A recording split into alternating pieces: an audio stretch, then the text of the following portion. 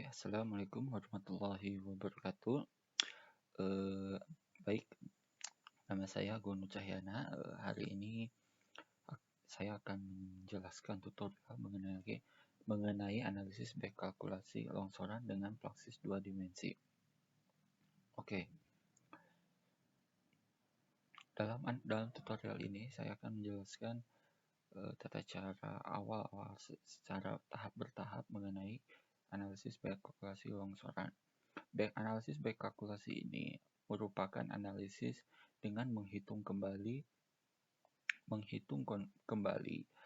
longsoran dengan dimodelkan pada praksis 3D untuk mendapatkan kondisi yang persis dengan di lapangan. Oke, sebelum kita melakukan ini, hal pertama yang kita perlu lakukan adalah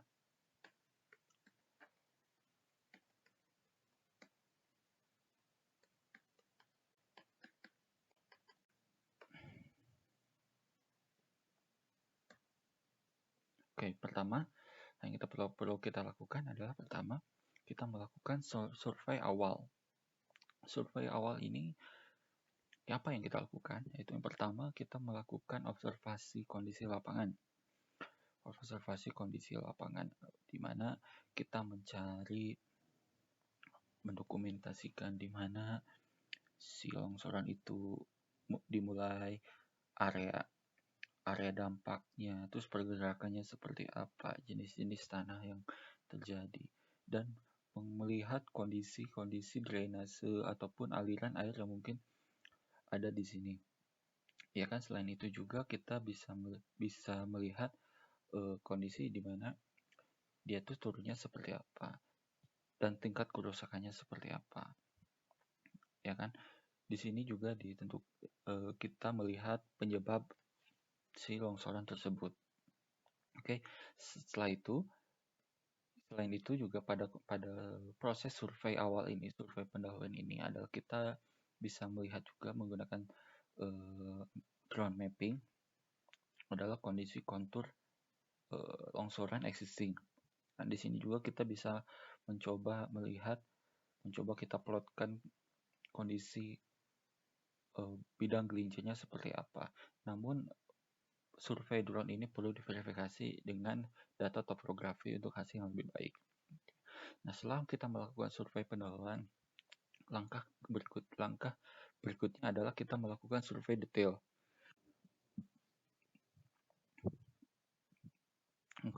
Survei detail itu apa aja yang kita perlu lakukan survei detail, yaitu pertama kita melakukan survei topografi. Survei topografi itu berguna untuk mendapatkan kontur-kontur di kondisi longsoran tersebut. Ya kan, seperti yang terlihat pada gambar di sini. Di sini terlihat kontur hasil topografi yang dilakukan di lapangan. Saya sarankan dalam melakukan topografi kita detailkan pada posisi longsorannya, kita detailkan pembacaan penembakannya pada survei topografi di longsoran di sini, di lokasi longsoran seperti ini. Oke, selanjutnya setelah survei topografi, akhirnya kita lakukan penjelikan geoteknik. Ya, nah di sini terlihat lokasi penjelikan geoteknik yang akan dilakukan. Ini saya mengambil contoh longsoran yang di Palembang, Sumatera Selatan. Di sini terdapat 2 borehole ya. Untuk penyiraman tanah bisa dilakukan apa aja seperti sondir, borehole, SPT, listrik dan lain-lain. Dan pastinya semakin banyak penyelidikan geoteknik semakin baik. Kan? Namun pada longsoran seperti ini, menurut longsoran ini cukup 2 titik saja, dan juga dilakukan instrumentasi seperti di sini dilakukan instrumentasi pemantauan inclinometer. Selain inclinometer juga pemantauan bisa dilakukan dengan menggunakan unting-unting. Ya, inclinometer ini kita simpan di BH1 ya untuk kasus yang sekarang ini. Selanjutnya, setelah ini adalah hasilnya. Ini adalah hasil pengoboran, ya. Ini hasil pengoboran. Nah, setelah itu hasil pengoboran itu kita plotkan lapisan pembuatan sertifikasi tanah dari hasil borehole tadi, ya. Dan ini adalah hasil pelapisan tanah dari penyelidikan tanah tadi, ya, dari 2 BH ini. Nah, di sini juga terlihat bahwa ini adalah prediksi awal bidang gelincir yang terjadi di lapangan, ya. Ada 2 di sini prediksi. Nah, prediksi-prediksi ini akan diverifikasi menggunakan instrumentasi inclinometer, ya. Selanjutnya, nah, kemudian setelah kita mendapatkan data inclinometer, di sini dapat terlihat bahwa longsoran yang terjadi adalah berada di kedalaman 5,5 sampai 6 meter, ya. Kita ambil yang terbesar 6 meter. Jadi bidang gelincir bidang gelincir longsoran yang terjadi di lapangan adalah ini 6 meter. Ini dari sini kan terdapat A direction dan B direction, ya. Maksudnya ini A direction ini adalah arah melintang longsoran, yang B direction adalah memanjang longsoran. Jadi ini adalah pergerakan ke arah kanan longsoran, ya. Tadi seperti, nah, ini A direction tuh maksudnya ke sini, A direction, dan B direction tuh yang memanjang ke sini, ya. Nih A direction tuh yang ke arah sini, ya. B direction tuh yang memanjang, ya, seperti itu. Oke. Nah, selanjutnya kita plot bidang gelincir dari data inclinometer tersebut, ya. Di sini kan terlipat 6 meter, dan kita tarik garis, ini garis putus-putus besar, kita tarik garis di sini seperti ini, ya. Nah, setelah mendapatkan plot di bidang gelincir ini, lanjut kita melakukan analisis back kalkulasi di praksis 2 dimensi, ya. Namun sebelum kita melakukan analisis back kalkulasi pada praksis, melakukan pemodelan dan lain-lain, sebelumnya kita harus menentukan parameter desain yang diperlukan untuk pemodelan di praksis ini, ya. Nah, ini merupakan parameter desain yang telah saya buat. Namun parameter ini, ya, bisa didapatkan menggunakan pengujian data lab, ya. Untuk data lab undisturbed khusus, pastinya undisturbed, ya. Undisturbed untuk pengujian lab undisturbednya, untuk ini undisturbed, dan kemudian untuk yang parameter strength dan E-nya itu menggunakan pengujian lab triaxial CU ataupun CD, ya. Nah, selain menggunakan data lab, bisa juga kita melakukannya dengan pendekatan korelasi. Nah, ini yang saya lakukan adalah menggunakan parameter korelasi. Korelasi yang digunakan bisa macam-macam, banyak literatur yang bisa digunakan sebagai acuan, asal acuan seperti yang saya lakukan, yaitu pertama yang mungkin contohnya. Nah, seperti ini. Ini adalah contoh korelasi parameter yang dapat digunakan dalam praksis, ya. Dalam praksis. Namun hati-hati dalam melakukan korelasi, ya. Tetap kita harus mempertimbangkan kondisi di lapangan dan make sense-nya seperti itu, ya. Korelasinya seperti ini, terus juga ini juga seperti ini. Ini bisa dilakukan, bisa dipakai.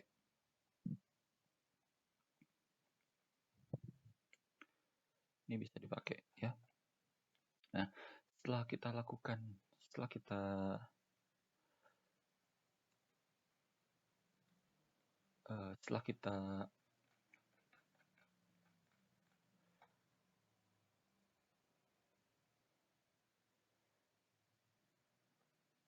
kita mendapatkan parameter ini dari data korelasi tadi, ya, baru kita melakukan pemodelan praksis, ya. Baik, kita mulai pemodelannya di praksis, ya. Kita buka dulu praksis studinya,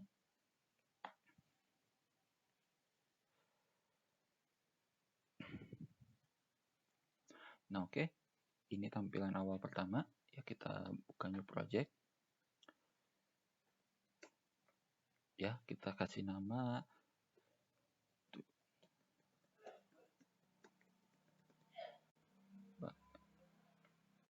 back analysis. Nah, ini bisa macam-macam ya, kita bisa kasih komen, bisa kasih company logo, model. Nah, ini bagian ini dibiarkan saja ya. Untuk bagian ini bisa kita ubah-ubah ya. Ini kita sesuaikan dengan kondisi di lapangan. Ya, kita bisa ubah. Ya. Ya, oke. Nah, selanjutnya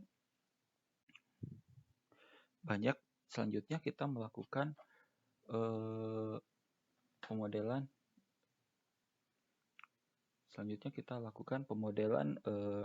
Geometri ya. Nah, sebelum kita masukkan ke penggambaran geometri ini, geometri yang kita gunakan untuk analisis adalah geometri yang kita lakukan pada stratifikasi ini. Stratifikasi ini kita import ke AutoCAD, kita gambar dengan baik dengan skala 1:1 ya. Dengan 1:1 perlapisan sesuai ya. Dan kemudian nanti kita import ke Plaxis ya. Contohnya seperti ini. Ini saya sudah import ke Plaxisnya dan jadi seperti ini. Ya, koordinatnya ini udah kita dapatkan geometrinya. Dengan sesuai dengan sertifikasi yang telah dibuat ya. Ini 1:1, kita juga buat di ininya 1:1 ya. Nah, selanjutnya untuk mempercepat ya, kita lakukan penggambaran dengan koordinat yang ada pada AutoCAD ini ya. Pertama-tama kita klik salah satu garis, misalnya ini bagian luar geometrinya, terus kemudian kita komen list pada AutoCAD, enter. Nah,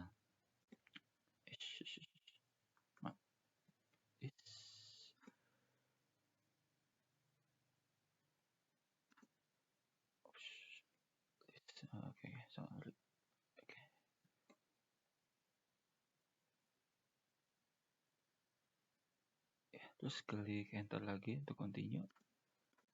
Ini kenapa?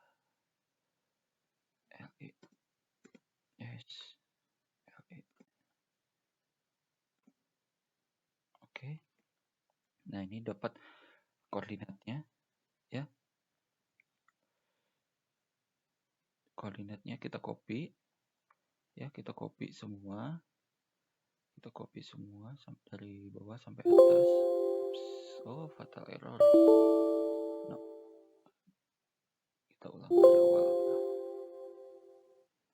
Maaf, ini error. Kita pada awal.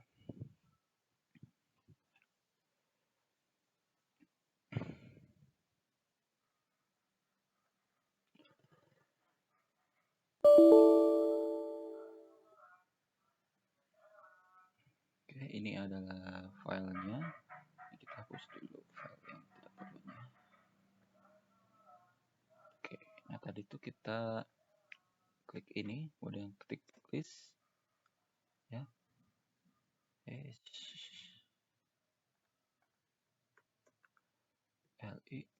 Klik. Nah, sekarang kita kopikan semua ya, ini copy semua, terus kita sudah copy, nah, kita masukkan ke dalam Excel ya. Contohnya kita ambil di sini saja ya, kita paste. Nah, setelah itu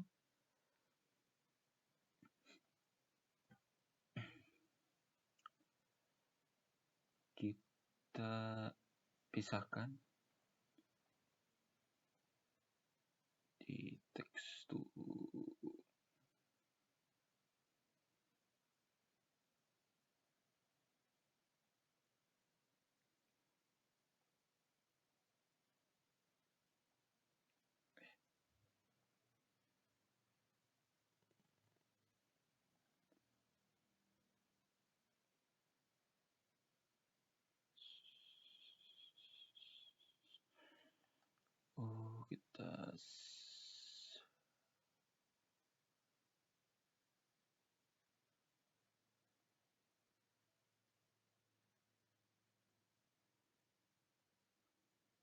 sebelah mana?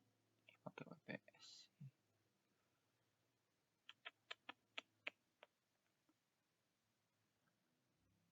Oke.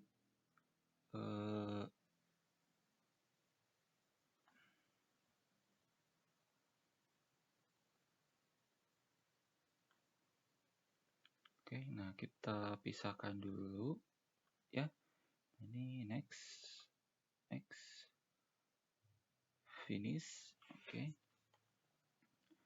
Nah, kita sudah dapat ini adalah koordinat X dan ini adalah koordinat Y dan ini adalah koordinat Z. Ya. Oke, nah selanjutnya adalah kita bisa buang yang tidak perlunya. Oh, ini koordinat pindahkan ke sini. Yap, koordinat ini bisa dibuang.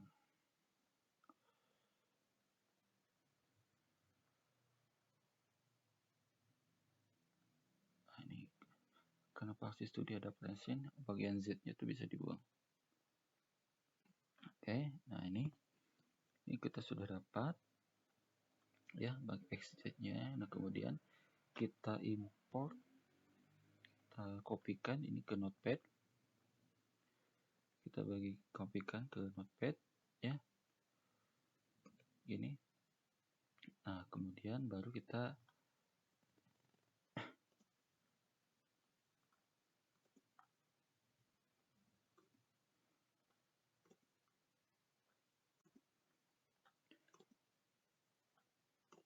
dibuat satu baris karena komen pada praksis hanya bisa satu baris.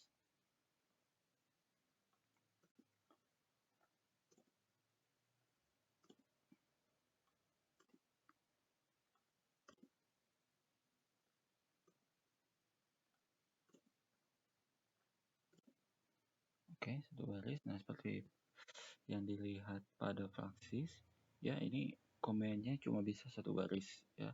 Terus kemudian selanjutnya adalah kita lakukan pemodelan. Oke, pertama kita bisa menggunakan line atau bisa menggunakan soil polygon. Saya akan menggunakan soil polygon agar langsung terbentuk konturnya sebagai tanah, kondisi polygon tanah. Ya, kita kopikan ini semua. Copy. Terus kita pastekan di sini. Kemudian klik enter. Nah, ini sudah terbentuk semua. Nah, untuk garis selanjutnya ini kita bisa lakukan hal yang sama ya. Untuk lapisan pertama ya, kita kopikan, kita pindahkan ke Excel. Terus kemudian kita pisahkan, finish.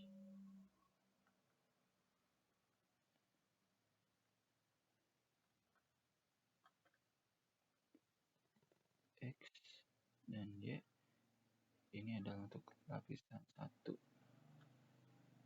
ya. Ini kita copy lagi, bisa di sini saja.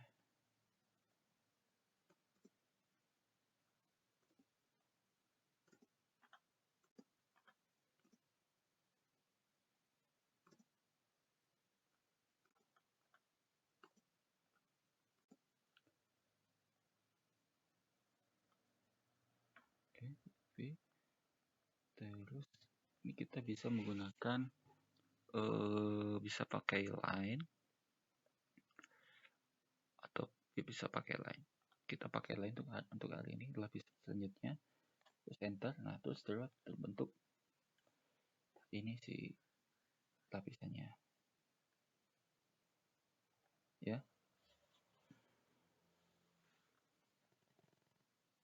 Nah, oke. Nah, selanjutnya secara terus menerus setelah berlanjut kita lakukan semuanya, kita kopikan semua ke sini.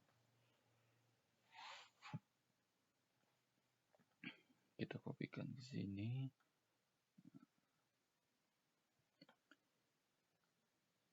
Ini kita save dulu tutorial back analysis. Nah, nanti jadinya akan seperti ini.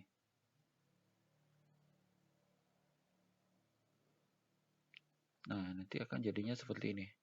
Ya, ini sudah parameter yang sudah saya geometri yang sudah saya kerjakan. Ini sudah selesai semua. Ini tinggal dimasukkan ke sini.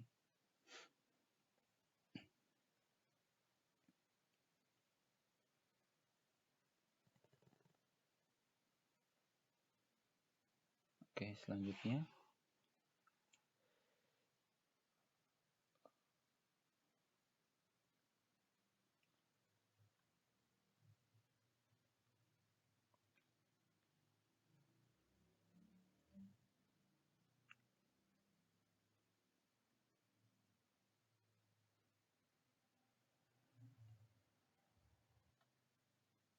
selanjutnya kita lanjutkan yang tadi saja biar kita lanjutkan ke sini saja biar kita bisa tahu dari awal seperti apa untuk pemodelan si tanahnya. Oke. Nah, ini saya sudah kopikan semua untuk perlapisannya. Ya, untuk lapisan 1 ini lapisan 1, ini lapisan 2. Ya, ini juga bisa menggunakan cut polyline ya. Cut polyline ini bisa langsung copy terus pastekan di sini. Bentar. Ya, ini langsung. Ini juga ini saya pakai itu saja, pakai cut polyline. Delete. Ini bisa point biar cepat. Ya, ini cut polyline untuk lapisan 1 tadi.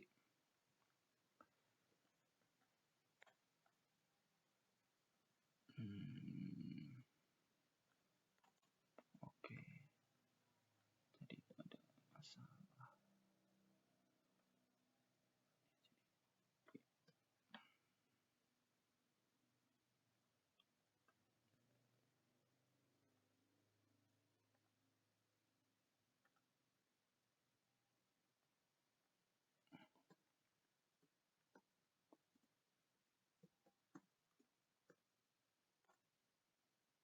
Ada yang salah ini.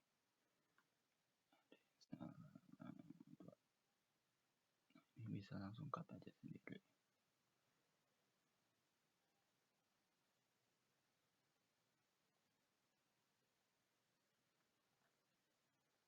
Ya, udah.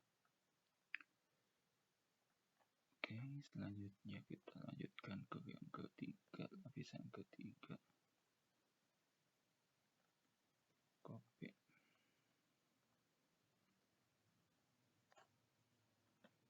Kedua sudah langsung.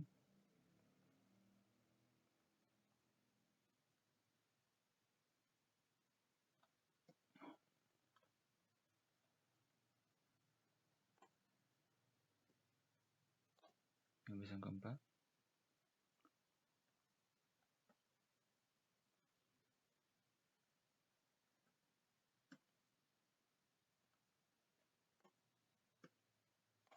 Lapisan kelima.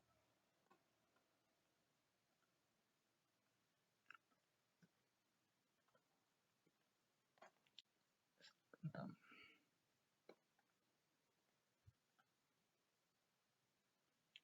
Nah, ini sudah selesai. Ya, sudah selesai kita melakukan lapisannya. Dan selanjutnya adalah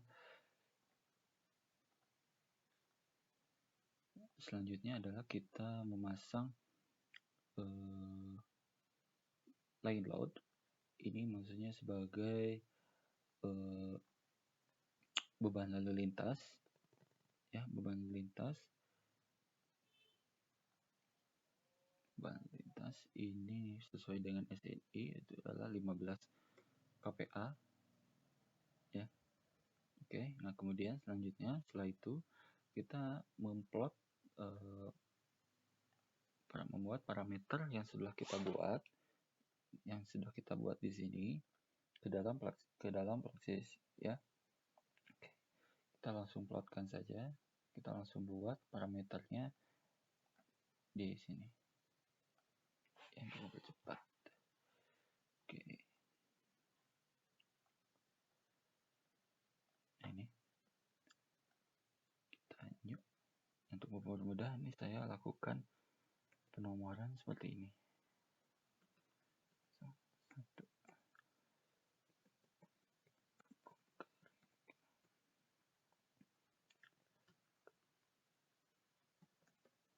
Nah, disarankan dalam melakukan analisis aspek kalkulasi ada drainage type. Untuk material ini adalah menggunakan drain, ya. Sangat disarankan menggunakan drain karena kondisinya lebih kritis dibandingkan yang lain, ya.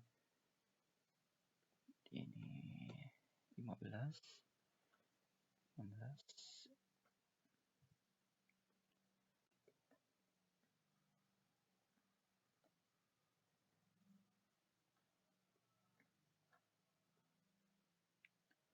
Ya, setelah ini selesai, ya, ini tinggal di oke saja. Selanjutnya ya 0 titik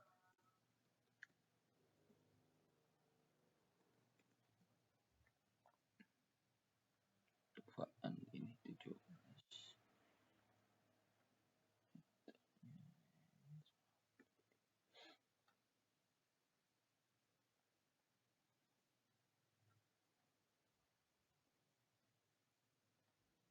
Oke, selanjutnya 03.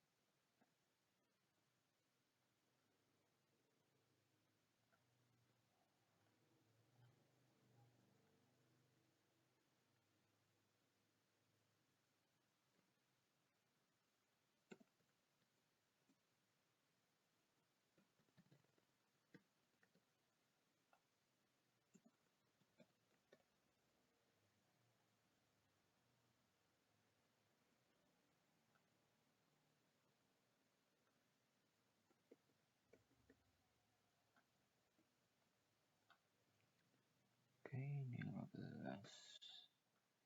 40. Oke, nah selanjutnya lapisan terakhir.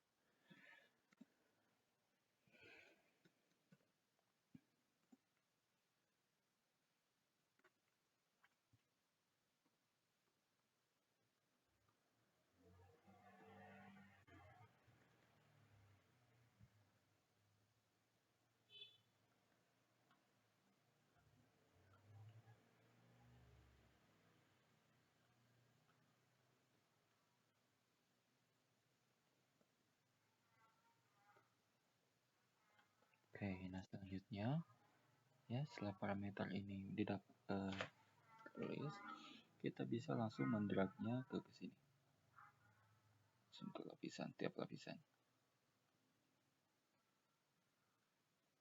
Tapi bisa menggunakan gini, soil, set material, ini lapisan kelima, ya. Ya, sini lapisan ke-6, sini lapisan ke-7. Oke, selesai. Nah, baru kemudian kita langsung mesh. Medium saja. Ya, mesh sudah dilakukan. Langsung kita ke flow condition. Nah, untuk flow condition ini sangat disarankan MAT kita berada di mendekati permukaan. Ya, sebagai contoh, maksudnya mendekati permukaan untuk menampilkan kondisi kritis di lapangan. Ya, kita bisa langsung gambar groundwater level. Ya, bisa langsung kita gambar saja di sini mendekati permukaan. Nah, kenapa nggak langsung di permukaan saja? Karena kadang di Plaxis ini sering kolaps ketika kita simpan di permukaan. Ya, setelah kita plot di sini, langsung ke stake construction. Ya, ini mati semua. Kita aktifkan semua. Activate. Oops, ini kena.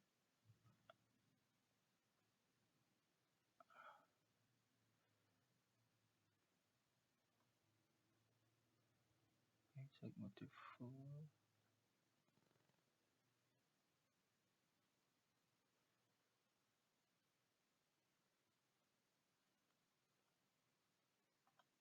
Oke. Nah, ini sudah aktif semua. Ya, pada kondisi initial cell phase kita deaktifkan dulu di kondisi awal ya. Nah, sebelum kita pastikan untuk dalam kondisi lereng yang ininya berbeda ya, kita pastikan ini posisinya di gravity loading ya, ini door section. Oke, kita sudah oke kan. Nah, setelah itu ya, kita lanjut ke fase pertama, yaitu fase pertama ini adalah kita aktifkan beban lalu lintas.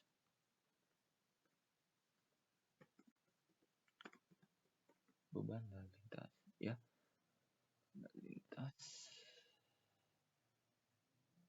Jadi pastikan ini set displacement to 0 ya. Nah, setelah lalu lintas ini, pada klik ini adalah kita aktifkan beban lalu lintas pada di sini ya. Ini sudah teraktifkan.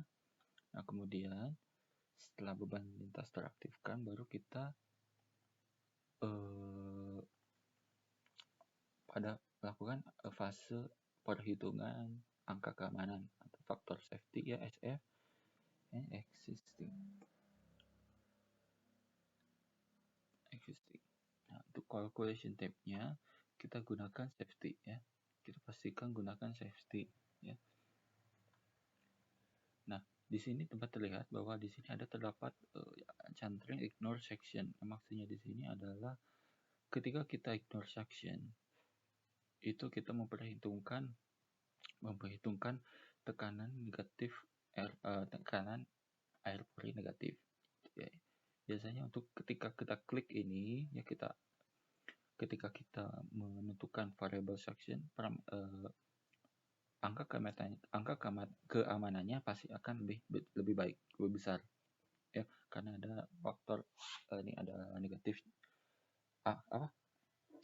negatif for pressure. Oke. Nah, ini kita biarkan saja, ini kondisi existing, kita oke.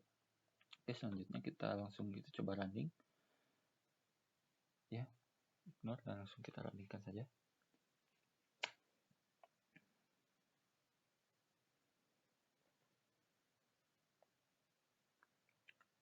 Nah, di sini terlihat di sini angka keamanan kita sangat besar ya, dan ini angka ini yang kita perlu turunkan hingga mencapai kondisi paling kritis atau kondisi di mana akan longsor, yaitu angka keamanan mendekati 1 ya, karena angka keamanan mendekati 1. Nah, gimana caranya adalah pertama kita ubah parameter yang ada pada lapisan di sini. Nah, di sini dapat terlihat. Nah, triknya untuk misalnya melakukan dekalkulasi ini adalah dapat dilihat di sini. Ini kan di sini kan bidang gelincir. Bidang gelincir itu terdapat pada lapisan pertama dan lapisan kedua. Jadi kita hanya ubah parameter strength yang pada lapisan 1 dan lapisan 2 saja. Yang lainnya udah biarkan saja. Seperti itu. Ya. Kita coba kita ubah parameternya. Ya, ini jadi 12. Ini oke. Kita turunkan perlahan. Nah, ini kita turunkan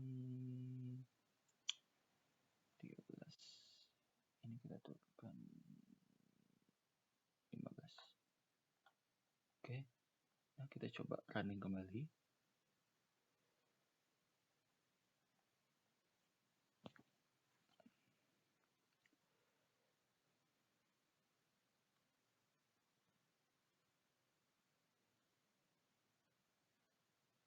Di sini terlihat ini angka keamanan sudah mulai turun ya. Ini kita tinggal adjust sekali atau 2 kali lagi untuk mendapatkan angka keamanan mendekati dengan 1. Ya.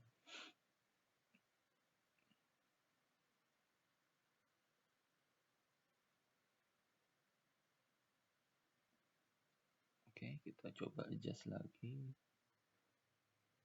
Coba ini turunkan jadi 10.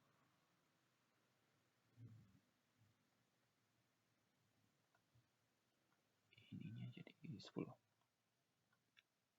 Kita coba running kembali.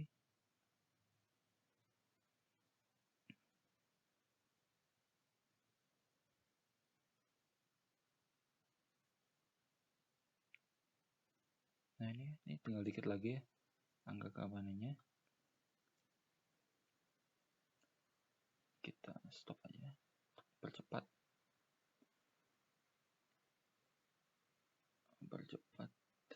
Kita coba ganti kembali. Ini jadi 8.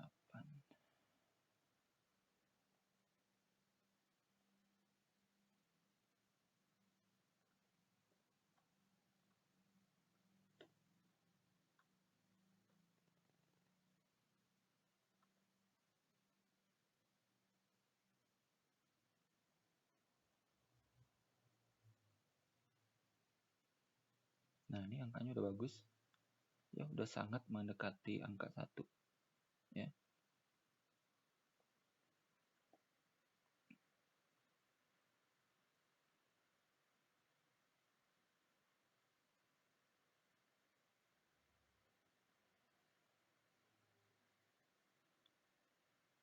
Oke, ini udah oke. Ini terlihat bahwa angka keamanan yang terjadi adalah mendekati 1. Ya, ini udah oke.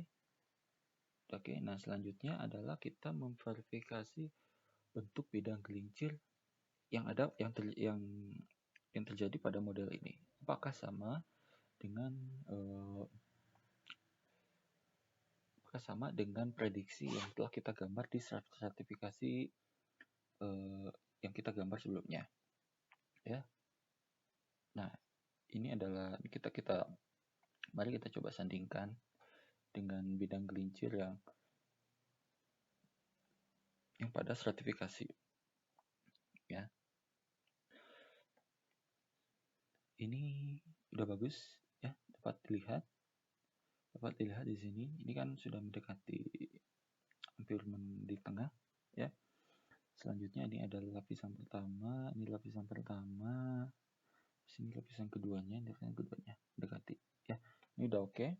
Nah, selanjutnya setelah kita mendapatkan parameter-parameter tadi ya, bidang gelincir tadi, parameter yang kita dapatkan dari back analysis ini kita coba rekap ya, untuk digunakan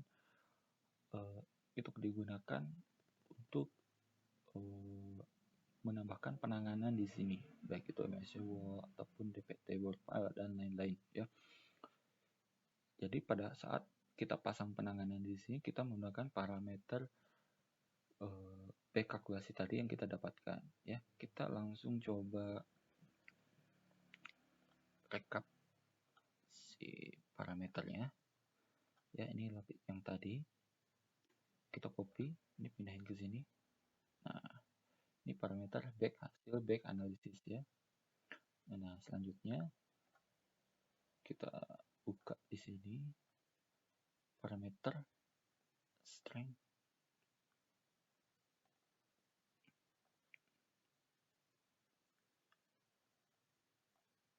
Nah, parameter yang kita dapatkan adalah ini tetap ya, ini dapatkan 12, ini 12, ini 8. Oke, nah selanjutnya ini parameter yang kedua. Ini 12 sama 8, ini sama, hampir sama. Ya. Oke, nah setelah dapat ini, baru kita lanjut ke tahap berikutnya, yaitu tahap penanganan yang akan